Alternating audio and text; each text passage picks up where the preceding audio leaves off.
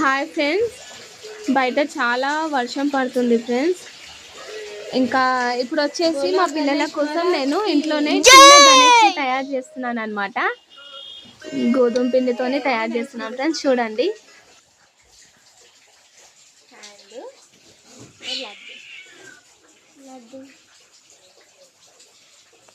మమ్మీని చేయి కనడుతుంది.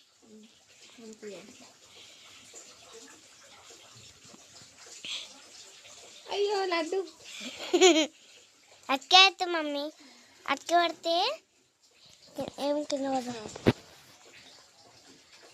గణేష్ మహారాజ్ కి జై. జై బోలో గణేష్ మహారాజ్ కి జై.